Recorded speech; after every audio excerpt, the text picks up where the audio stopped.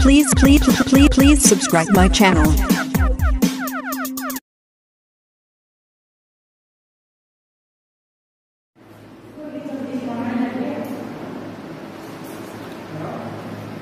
Good morning विद्यार्थियों। 9th class का part number first था वो हम पहले पढ़ चुके हैं। आज हम पार्ट नंबर 2 पढ़ेंगे। पार्ट नंबर 2 में आज हमारा जो प्रमुख बिंदु है वह है पदार्थ की अवस्थाएं। पदार्थ किसे कहते हैं इसकी परिभाषा हम पढ़ चुके थे, एक बार रिपीट कर देता हूँ। कोई भी वह वस्तु जिसमें द्रव्यमान होता है और स्थान घेरती है पदार्थ मैटर कहलाता है। तो पदार्थ को मुख्य रूप से 3 अवस्थाओं में बांटा गया है। वैसे तो इसकी 5 अवस्थाएं होती है, ठोस, द्रव, गैस, प्लाज्मा और बीईसी अर्थात बोस आइंस्टाइन कंडेंसेट। मुख्यतः कितनी अवस्थाएं हैं? 3, सॉलिड, लिक्विड एंड गैस। तो इन तीनों के बारे में आज हम यहाँ पर अध्ययन करेंगे। ठोस की बात करें तो ठोस क्या होता है, तो यहाँ देखिए उदाहरण के रूप में मैंने बेलन लिया है। बेलन जिसके द्वारा हम खाना बनाते हैं। तो बेलन एक ऐसी आकृति है जो ठोस होती है। दूसरा अपना लिक्विड के रूप में यहाँ पर है पानी।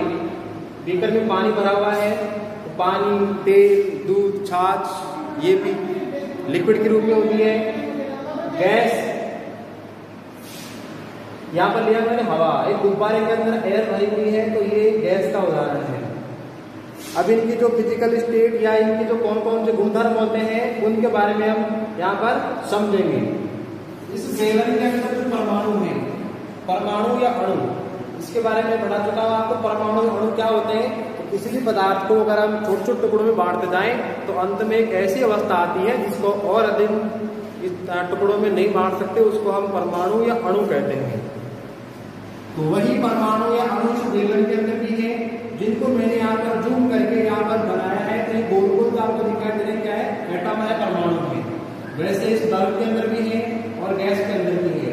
इन तीनों संरचनाओं में विशेषता आपको दिखाई दे रही होगी कि इसमें परमाणु बहुत ही पास पास में है, उसमें थोड़ी दूर दूर है और गैस में बहुत ही अधिक दूर है। कहने का मतलब इसमें रिक्त स्थान बहुत ही कम है, इसमें थोड़ा ज्यादा और इसमें सर्वाधिक स्थान पाया जाता है। आकार की बात करें तो ठोस का जो आकार है वो निश्चित होता है। आकार का मतलब यह है कि उसकी बनावट किस प्रकार की है। जैसे पेन आपको दिखाई दे रहा है, इसकी आकृति इसमें गोल है, बेलनाकार है, तो ये इसी आकार में रहेगा। चाहे सर्दी हो, चाहे गर्मी हो, चाहे बरसात हो, चाहे भारत हो, चाहे पाकिस्तान हो, चाहे नेपाल हो, चाहे चीन हो, कहीं पर भी इसको रखो, चाहे दिन हो रात, इसकी आकृति ऐसे ही रहेगी क्योंकि क्या है? ठोस है। तो आकार इसका क्या है? निश्चित है। बात करें हम लिक्विड की, द्रव की, तो द्रव का जो आकार है वो निश्चित नहीं होगा। पानी को अगर आप एक बाल्टी में डालेंगे तो उसका आकार बाल्टी के जैसा हो जाएगा, जग में डाल जग के जैसा हो जाएगा, किसी पाइप में आप डालेंगे तो पाइप के जैसा हो जाएगा। अर्थात वह पात्र के अनुसार अपना आकार ग्रहण कर लेता है, अर्थात उसका आकार निश्चित ही नहीं है। गैस की बात करें तो गैस का भी ऐसा ही हाल है। इसको अगर हम किसी ट्यूब के अंदर भरे तो इसका आकार ट्यूब के जैसा हो जाएगा। फेफड़ों में अगर भर ले तो फेफड़े के जैसा हो जाएगा, और गुब्बारे में अगर भर ले तो गुब्बारे के जैसा इसका आकार हो जाएगा, अर्थात इसका भी आकार निश्चित ही नहीं है। तो आकार केवल ठोस का निश्चित है, द्रव और गैस का निश्चित ही नहीं है। दूसरा बिंदु देखिए, घनत्व क्या है? डेंसिटी। घनत्व तात्पर्य है इकाई आयतन में पाए जाने वाले द्रव्यमान को घनत्व कहते हैं। इकाई आयतन में, इकाई बोले तो एक अंक का जो आयतन है। आयतन कैसे निकालते हैं? लंबाई इंटू चौड़ाई इंटू ऊंचाई। तो उससे जो आयतन निकलेगा उस इकाई आयतन में किसी पदार्थ का कितना द्रव्यमान है वो उसका घनत्व कहलाएगा। तो घनत्व सबसे अधिक किसका होगा? ठोस का होगा। यानी सभी की बराबर टुकड़े अगर हम ले लें बराबर आयतन में तो सबसे अधिक वजन किसका होगा? ठोस का होगा। सर्वाधिक घनत्व ठोस का होगा, उससे कम द्रव का होगा और सबसे कम किसका होगा? गैस का होगा। आयतन। अगला है गतिज ऊर्जा, काइनेटिक एनर्जी। गतिज ऊर्जा वह ऊर्जा है जो किसी पदार्थ में, किसी वस्तु में गति के दौरान उपस्थित रहती है। अब हम जानते हैं कि ठोस के जो परमाणु हैं वो सामान्यतः गति नहीं करते हैं, जहां पर रहते हैं वहीं पर रहते हैं। शुरू में जहां पर है, अंत में वहीं पर रहते हैं। उनकी ऊर्जा कब घट सकती है और कब बढ़ सकती है वो हम आगे पढ़ेंगे, लेकिन यहाँ हम यह समझना है कि ठोस के जो परमाणु है वो गति नहीं करते, अर्थात उनकी जो काइनेटिक एनर्जी है वो लगभग शून्य होती है। लिक्विड की बात करें तो लिक्विड के अंदर कुछ गतिज ऊर्जा पाई जाती है और यही कारण है जब हम किसी दारू को फर्श के ऊपर डालते हैं तो वो उस फर्श के ऊपर फैल जाता है। आपने अपने घर में फर्श की धुलाई की होगी, जैसे अपन बाल्टी से किसी से पानी डालते हैं तो पानी फर्श के ऊपर फैल जाता है, कारण इस दारू के परमाणु के बीच में गतिज ऊर्जा पाई जाती है। ठोस को डाल दो आप, किसी पत्थर को, ईंट को उस फर्श पे डालिए, वो नहीं फैलेगी, कारण उसमें गतिज ऊर्जा नहीं है। गैस में बहुत अधिक है।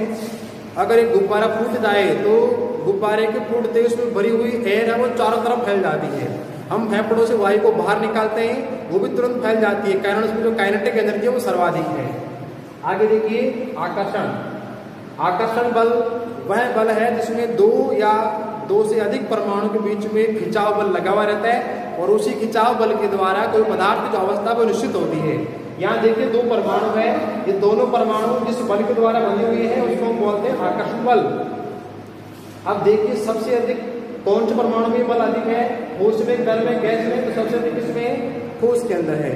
उससे कम बल तरल में है और उन तीनों से कम किसमें, गैस के अंदर है।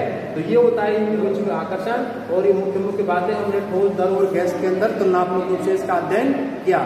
आगे देखिए, क्या पदार्थ की अवस्था को बदला जा सकता है? हाँ, बदल सकते हैं। कैसे, जानते हैं। ताप के द्वारा हम कैसे किसी पदार्थ की अवस्था को बदल सकते हैं?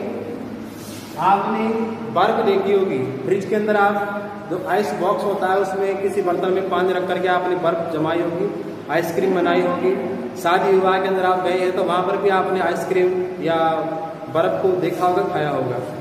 बर्फ क्या है, ठोस होती है।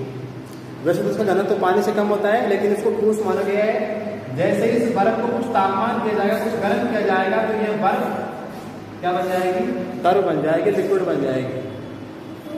और इस लिक्विड को अगर थोड़ा और गर्म करें तो लिक्विड क्या बन जाएगा, वाष्प में बदल जाएगा। ऐसा क्यों हुआ? क्योंकि जब इस पदार्थों को हम गर्म करते हैं तो इनके परमाणु के बीच में जो आकर्षण बल होता है वो कमजोर पड़ जाता है, और आकर्षण बल कमजोर पड़ने के कारण इस पदार्थ की क्या बदल जाती है, अवस्था बदल जाती है।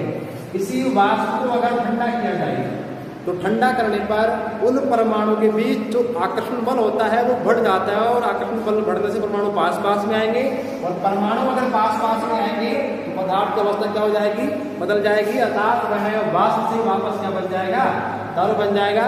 इस क्रिया को हम संघनन के नाम से भी जानते हैं।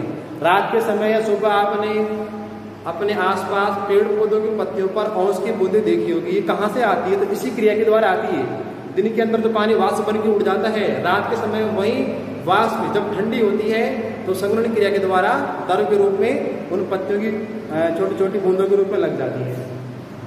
इसी तरल को अगर और ठंडा किया जाए, सर्दी में देखा होगा आपने, सर्दी जब बहुत तेज पड़ती है, तापमान जब 0 डिग्री से नीचे आ जाएगा तो गलनांक वाला तापमान वहां पर होगा, तो 0 डिग्री से नीचे आने पर वह तरल क्या बन जाता है, बर्फ बन जाता है। तो कहने का मतलब यह है कि ताप के द्वारा हम पदार्थ की अवस्था को बदल सकते हैं, लेकिन सभी की अवस्था को नहीं बदल सकते, केवल कुछ को बदल सकते हैं। आगे देखिए, ठोस के ताप को बढ़ाने पर उसके कणों की जो गतिज ऊर्जा है वो बढ़ जाती है, जिससे कणों के बीच आकर्षण बल क्या हो जाता है, कमजोर हो जाता है, अतः उसका आकार बदल जाता है। वो देखिए बर्फ गर्म किया गया, सभी परमाणु के बीच जो बल था वो बल कमजोर हो गया, वीक हो गया, और वीक होने के कारण परमाणु क्या हो गए, दूर दूर आ गए। इसको और अधिक गर्म किया तो परमाणु और दूर दूर चले गए।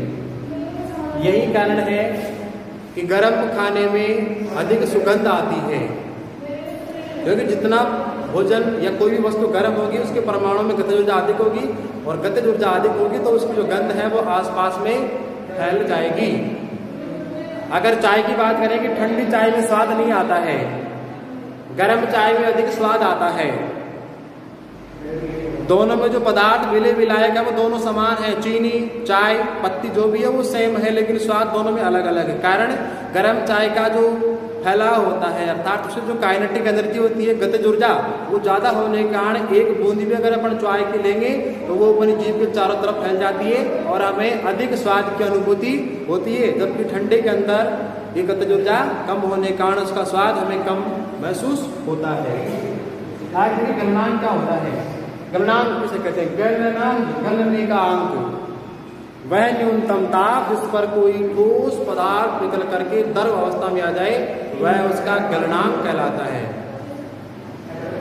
जैसे अगर इस बर्फ को हमें बनाना है पानी, तो न्यूनतम कितना तापमान होना चाहिए? तो वो होता है 273.16 केल्विन, या डिग्री बात करेंगे होता है 0.0 डिग्री सेल्सियस। यानी इस ताप से आप ऊपर उस बर्फ को गर्म करेंगे तो वो क्या बन जाएगी? द्रव बन जाएगी। तो उसको हम बोलते हैं गलनांक। दूसरा जो बिंदु है वो है क्वथनांक, बॉइलिंग पॉइंट। वह न्यूनतम ताप जिस पर कोई द्रव गर्म करने पर उबलने लग जाए या वाष्प बनने लग जाए, उसको हम क्वथनांक कहते हैं। पानी के क्वथनांक की अगर बात करें तो पानी को वाष्प बनाने के लिए या उबालने के लिए हमें लगभग 100 डिग्री टेम्परेचर की आवश्यकता होगी, और केल्विन में बात करें तो 373 केल्विन होगा। यानी 373 केल्विन ताप पर पानी उबलने लग जाएगा। तो यहाँ से क्वथनांक बन सकता है, यहाँ से बन सकता है, यहाँ से बन सकता है। एक ओवर इसके अंदर आपके दाब के द्वारा किस प्रकार से पदार्थ की अवस्था को बदल सकते हैं वो हम नेक्स्ट क्लास में पढ़ेंगे। और आशा करता हूँ ये क्लास आपको समझ में आई होगी, और वीडियो को आप लाइक करें, शेयर करें, और किसी प्रकार कोई समस्या हो तो उसके लिए आप कमेंट्स करें। धन्यवाद।